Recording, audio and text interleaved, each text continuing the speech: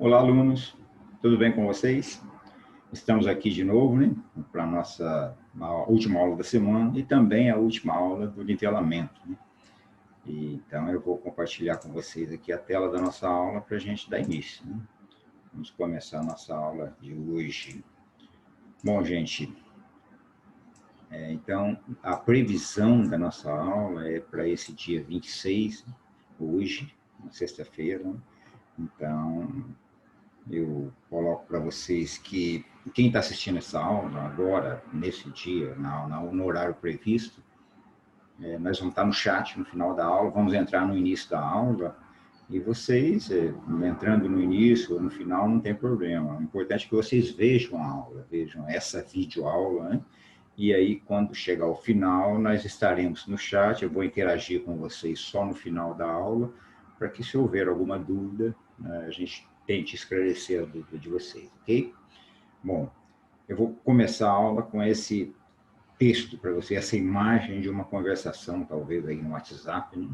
Para que a gente observe alguns detalhes, né? Então, vamos começar nossa aula assim, lendo essa conversa de alguém, bisbilhotando a conversa de alguém, né? Então, o interlocutor pergunta, mas ele está em casa agora? O outro responde, não estamos no hospital. Que bom, não estamos em casa. Onde vocês estão? Estamos no hospital. Ah, ele está muito mal? O que nós observamos aqui? Um ruído na comunicação, né? Algo não está funcionando muito bem, né? Mas ele está em casa agora? Não estamos no hospital. Não estamos no hospital é uma frase afirmativa, né? Não estamos no hospital. Que bom que não estão no hospital, né? Não estamos em casa, mas espera aí, não estamos no hospital, não estamos em casa. Então, onde vocês estão? Estamos no hospital. Afinal de contas, não estamos no hospital ou estamos no hospital? O que está gerando esse ruído nessa comunicação? O que está gerando essa ambiguidade na comunicação? Vocês se dão conta disso? Percebem o que está gerando essa confusão? Acho que sim, né? Vamos ver outra frase. Essa aqui, criada por nós mesmos. Vamos perder, nada foi resolvido. Vamos perder, nada foi resolvido. Tá, uma frase tranquila de entender? Vamos ver a mesma frase? Vamos perder, nada foi resolvido. E vamos ver a frase escrita de outra forma? Vamos perder, nada foi resolvido. Percebe a diferença? O que está diferenciando uma frase da outra? A simples colocação da pontuação, né? No caso da primeira, vamos perder, nada foi resolvido, a frase traz uma certa ambiguidade de interpretação. A outra já está melhor, vamos perder, nada foi resolvido. Percebe uma pausa gerada pela vírgula, né? Vamos perder. Pronto, está dito isso. Por quê? Porque nada foi resolvido. A terceira, vamos perder nada. É uma frase, foi resolvido. Então, na segunda frase, a primeira gera ambiguidade, a segunda nós vamos perder e a terceira nós não vamos perder. Então, você já conhece uma série de frases, né, que nós encontramos por aí, textos, né, onde a questão da pontuação, ela gera problemas, né? Então, eu estou trazendo para vocês aqui apenas alguma coisinha, então vocês já perceberam que o tema da nossa aula de hoje é pontuação. E nós vamos tratar mais especificamente da pontuação em períodos compostos, né? Ok? Esse é o tema da nossa aula. Lembrando vocês que o tema é resumido, olha o objetivo da nossa aula, recordar os aspectos gramaticais e discursivos relacionados à pontuação em períodos compostos. Então, o nosso objetivo é recordar, não é ensinar vocês agora, nós queremos recordar, porque nós já temos uma bagagem muito significativa desse tema, né? Mas, como eu já disse para vocês em outras aulas, o estudo constante, a abordagem constante dos temas é que nos leva a um letramento bom, né, a respeito de cada um dos temas, né? Nós precisamos recordar, cada vez que nós recordamos, nós aprendemos algo mais, né? E assim vamos. Nosso roteiro, vamos recordar o que nós comentamos na aula anterior. Aí, no desenvolvimento, nós vamos falar da pontuação, o que é, né? tratar de alguns sinais de pontuação apenas. Vamos, na questão da pontuação em períodos compostos, vamos tratar do uso da vírgula, ok? Bom, nas aulas anteriores nós tratamos de crase, depois concordância verbal. A concordância verbal nós tratamos apenas do verbo ser, haver e fazer, né? Então, tudo como recordação, visando o quê? Visando a nossa avaliação, uma avaliação especial que nós faremos na próxima semana, né? Uma avaliação centralizada para todos os colégios militares, que nós esperamos vocês saiam bem nessa avaliação. Essa avaliação, naturalmente, ela aborda temas que nós já estudamos desde de séries anteriores, né? E nós estamos fazendo aqui exatamente isso, trazendo um pouco daquilo que nós esperamos que vai aparecer na avaliação. Okay? Nesse tema de hoje, a pontuação, afinal de contas, o que é o tema da pontuação? A pontuação são sinais gráficos empregados na escrita, veja só, empregados na escrita. Para quê? Para marcar recursos da língua falada, tais como entonação, silêncio, pausas, etc. Na língua falada, nós usamos a entonação, o silêncio, as pausas, como recursos para se entender o que nós falamos. E esses recursos, a entonação, o silêncio, a pausa, na escrita nós usamos, empregamos sinais gráficos para representá-los. Isso é pontuação, ok? Bom, o que nós temos na pontuação? Alguns exemplos, né? Não vou trazer todos para vocês. O ponto é um dos mais importantes, né, que nós usamos. O ponto, ele indica o final de uma frase declarativa. Então, veja um exemplo. Não fiz nada, não fiz absolutamente nada hoje. Ponto. Uma frase declarativa marcada pelo ponto final. Ok? Outro exemplo, outro uso do ponto, separa períodos. Então, vejamos. Não me esconda nada, ponto. Fale tudo. Não me esconda nada. Fale tudo. O ponto separa períodos. Então, dentro de um período, ele separa as orações, numa frase, num texto, ele separa períodos, então tem essa finalidade. Nas abreviaturas, eu moro na Avenida Duque de Caxias, então a avenida está abreviada com ponto, e outras abreviaturas, ok? E os dois pontos? Né? Os dois pontos, ele pode indicar a fala de um personagem. Então, para indicar a fala de personagem, nós colocamos dois pontos. Exemplo. Então, o interrogado respondeu, dois pontos. Eu não sou culpado disso. Aí nós estamos trazendo a fala do personagem, marcada por travessão, depois de dois pontos, ok? Dois pontos servem também para enumerar ideias anteriores, né? Vejam, gosto do básico, dois pontos, arroz, feijão, salada e carne. Gosto do básico, arroz, feijão, salada e carne. Nós enumeramos alguma coisa que já foi adiantada anteriormente na frase, ok?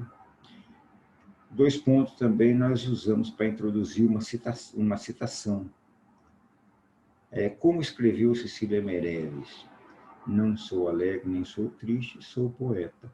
Então, dois pontos está servindo para introduzir a citação. Okay? Serve para mais coisa? Serve para mais coisa, mas nós estamos fazendo aqui um resumo. Okay? As reticências indica dúvida ou hesitação na fala. Exemplo. Bom, minha opinião é que... Deixa para lá. Uma frase que nós não temos certeza do que estamos falando, então nós marcamos essa hesitação com reticência. Okay? Serve também para interromper uma frase que vai ficar incompleta, né? Veja exemplo. Alô, gostaria de falar com a Cláudia. Ela não está. Talvez se você ligar mais tarde. Veja que o talvez se você ligar mais tarde pede algum complemento que ficou interrompido, não foi explícito. Nós usamos a reticência para isso. A reticência serve também para suprimir palavras numa transcrição. Nós estamos transcrevendo algum texto e nós não colocamos ele por inteiro, né? Oh, que saudades que eu tenho da minha infância querida, Casimiro de Abreu, né, lá do romantismo, acho que foi ultra-romantismo, né? Nós conhecemos bem, né, essa canção do exílio, né? Não, Meus 8 anos, né? Ó, meus 8 anos. Ó, que saudades que eu tenho, né? Parece que é da aurora da minha vida, da minha infância querida, que os anos não trazem mais. Ó, que saudade que eu tenho da aurora da minha vida. Nós omitimos esse pedacinho, marcamos com reticências da minha infância querida, e tem mais coisa para frente que nós não colocamos, marcamos com reticência. Okay? Então, aí estão as finalidades, algumas das finalidades da reticência. Okay? E a vírgula indica pausa para separar termos da mesma frase ou oração que não formam unidade sintática. Okay? Vejamos isso na oração. Né? Kelly, aluna do 3º ano, foi a ganhadora do concurso. Então, veja só, está separando uma parte da frase que não forma uma unidade sintática, mas está explicando. Aí, no caso, nós temos um apóstrofo, Kelly. Porque se nós tirarmos, a frase funciona muito bem. Né? Kelly foi a ganhadora do concurso. Kelly, aluna do 3º ano, separada por vírgula, está separando um termo que não forma uma unidade sintática. A vírgula na oração ela é utilizada para separar o vocativo. Vejamos. Giovana, abra o livro na página 22. Então, esse vocativo, Giovana, está separado por vírgula. Né? A leitura, caro aluno, é indispensável para nós. Um vocativo separado por vírgula. Okay? A vírgula serve também para separar o aposto em alguns casos. Vejamos. O Rui, professor de artes, não está no colégio. É quase que a mesma da primeira que nós tínhamos. Né? O Rui, aí uma explicação. Quem é o Rui? Professor de artes. Está funcionando como apóstolo e está separado por vírgula. A vírgula serve também para enumerar elementos em uma frase. Vejam, precisamos de caderno, livro, calculadora e caneta. Então, nós vamos enumerando aquilo que nós precisamos, né, os elementos, separados por vírgula. Essa separação pode ser também por ponto e vírgula, mas pode ser por vírgula. Okay? A vírgula serve ainda para separar expressões explicativas ou corretivas. Vejam nesse exemplo. As aulas de português, ou melhor, de redação, serão pela manhã. Então, nós temos uma explicação ou uma correção da nossa fala, marcada por vírgulas, ok? Beleza? Vamos adiante, então. Vamos entrar, então, naquilo que realmente interessa para a nossa aula de hoje, que é o nosso foco, né? Que é a vírgula em períodos compostos. Né? Vejamos o tratamento. Só vírgula? Por que só vírgula? Porque nós fizemos um recorte. Vamos tratar só da vírgula e assim mesmo, resumidamente, ok? A vírgula marca o ritmo e a melodia na comunicação oral, na fala. Na escrita, pode ser um instrumento sintático, sinalizando os papéis de termos e de orações. Então, veja a importância do uso dessa pontuação. Né? Veja, por exemplo, que nós temos essa frase aqui, na verdade, não é um período composto, é um período simples, né? Mas só para a gente ter uma ideia da colocação da vírgula em determinadas situações. Então, veja. Meu irmão sofreu um acidente ontem. Nós temos uma frase completa e na ordem direta. Meu irmão é o sujeito. Né? Sofreu é o verbo. Um acidente, o complemento verbal, que no caso aqui ele está sendo um objeto direto. Sofreu o quê? Um acidente, um complemento verbal. E ontem, o adjunto adverbial. Então, nós temos uma frase canônica, vamos dizer assim, canônica, ela está do jeito que a nossa língua sugere, na ordem direta, sujeito, verbo, complemento verbal, adjunto adverbial. Quando nós quebramos essa ordem direta, nós vamos precisar de vírgula, que não tem aqui nessa ordem direta. Vejamos, ontem, meu irmão sofreu um acidente. Veja que nós mudamos a ordem direta. O ontem, que é o adjunto adverbial que está lá no final, veio para o início da frase, nós precisamos separar ele por vírgula. Né? Veja outro exemplo. Meu irmão ontem sofreu um acidente. Então, nós colocamos o adjunto adverbial entre outros termos, nós precisamos separá-lo por vírgula. Percebe a utilidade da vírgula quando nós mexemos na ordem da oração? Na ordem dos termos, ok? Perceberam? Então, vamos adiante, vamos ver o que nós temos mais. Em períodos compostos, usamos a vírgula para separar orações subordinadas adjetivas explicativas. Veja, aquela cidade na qual morei muitos anos já não é mais a mesma. Aqui nós temos um período composto, porque nós temos duas orações, né? Nós temos dois verbos, morei e é, o verbo ser. Então, se nós temos dois verbos, temos duas orações, temos um período composto, e, na verdade, esse período composto, na ordem direta, seria aquela cidade não é mais a mesma, né? Aquela cidade não é mais a mesma, é uma oração na qual morei por muitos anos. Nós temos uma oração colocada aqui dentro, uma oração adjetiva explicativa, porque essa oração está qualificando aquela cidade, né? Por isso ela é uma oração subordinada adjetiva, né? Então, nós percebemos que essa oração adjetiva, essa oração subordinada adjetiva, ela está marcada por vírgulas, né? Entre vírgulas, naquela cidade, vírgula, na qual morei por muitos anos, já não é mais a mesma. Nós precisamos da vírgula para separar as orações subordinadas adjetivas explicativas dentro de um período composto, ok? Vamos ver mais essa questão do período composto. No período composto, a vírgula também separa as orações coordenadas. Não são subordinadas, são apenas coordenadas.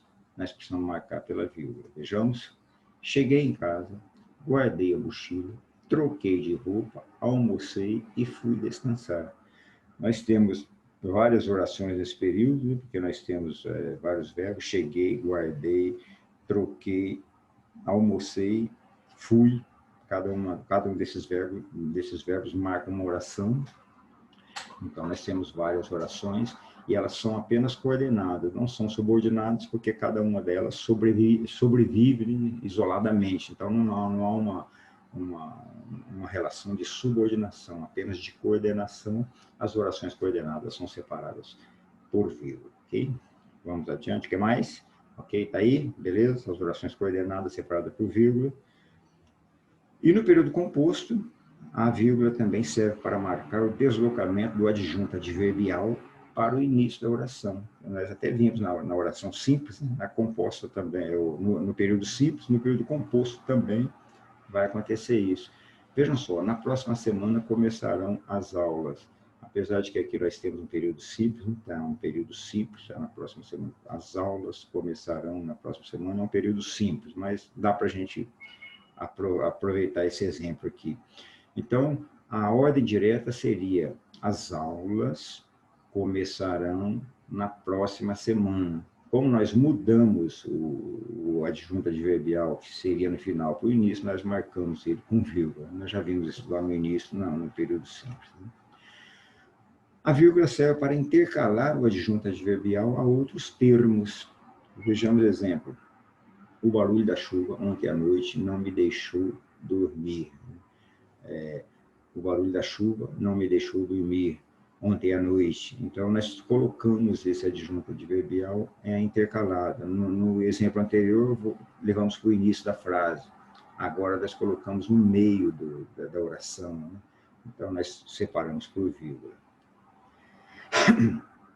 A vírgula é opcional em alguns casos. Vejamos, por exemplo,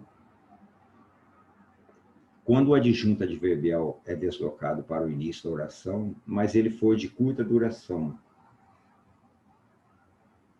Então, nós temos a opção de usar a vírgula ou não. Veja exemplo. Ontem saiu o resultado do Enem.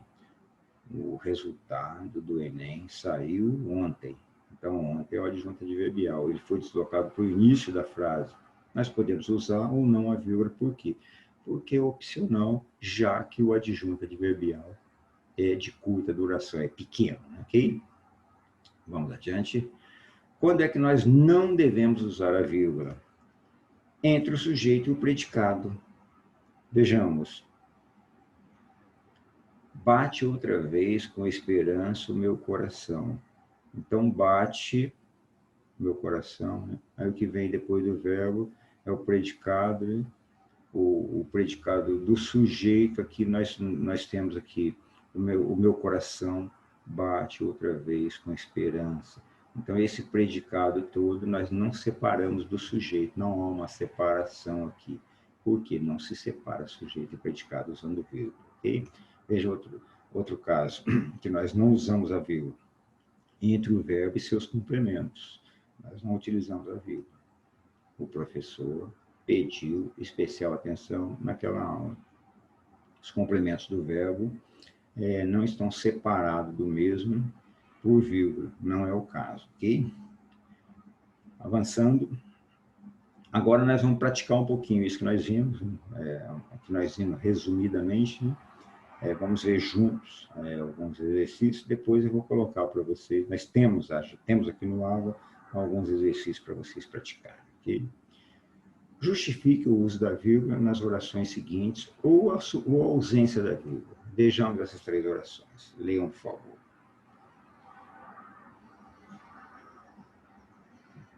Desde agosto, não como carne nas refeições.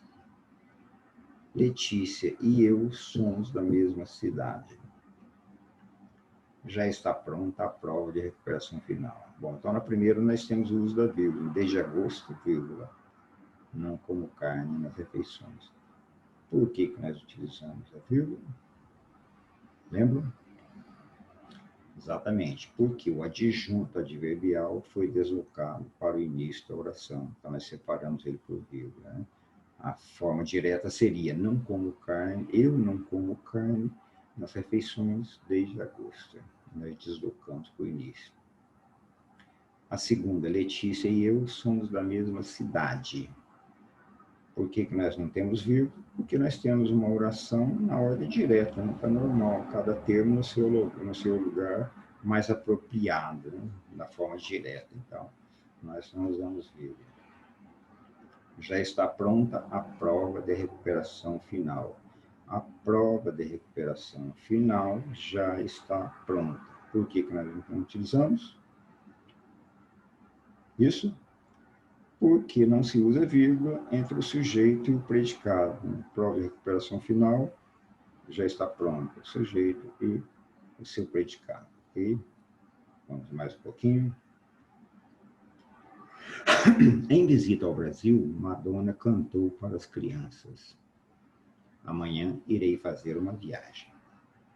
O diretor, durante a palestra, ficou irritado. A primeira, porque nós utilizamos a vírgula.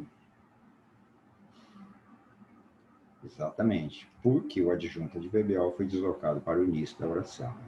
Seria Madonna cantou para as crianças em visita ao Brasil. Esse adjunto adverbial nós colocamos no início. Amanhã irei fazer uma viagem.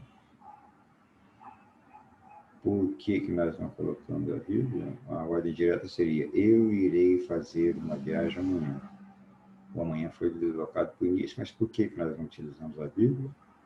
Porque o adjunto adverbial é de curta extensão, nós temos opção de usar ou não.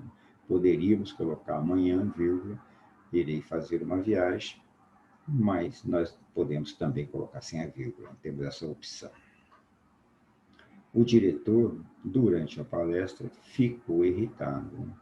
O que nós temos aqui? Nós temos um deslocamento do adjunto adverbial a outros termos. Então, o diretor ficou irritado durante a palestra. Então, nós trouxemos o adjunto adverbial para o centro, marcamos ele por vírgula, ok?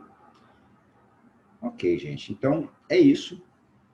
Nós passamos resumidamente por esses temas. Agora, na próxima semana, nós temos as provas. É aconselhável que você estude, reveja todo esse material e tudo que vocês tiverem de mais material, tendo disponibilidade de tempo, vocês podem estudar mais materiais, é sempre bem-vindo, né? E tenho certeza que vocês têm bastante material. Tudo isso que nós passamos para vocês aqui é uma espécie de revisão, nada mais, nós temos um nivelamento, ele foi de um mês, né? Para a gente fazer um repasse geral, mas resumido daquilo que nós precisamos para a prova. Tá? Foi uma satisfação trabalhar com vocês nesse período, nós continuamos, depois que passar essa avaliação especial, aí nós voltamos para o nosso ano letivo normal, né? Espero ver vocês em breve. Então, nós estaremos nas próximas aulas. Desejo para vocês uma boa prova, que vocês saiam bem, né? Tenham um bom desempenho nessa prova, como resultado do estudo de vocês. Ok, gente? Então, boa sorte para vocês, bom final de semana e nos vemos na próxima aula. Ok? Tchau.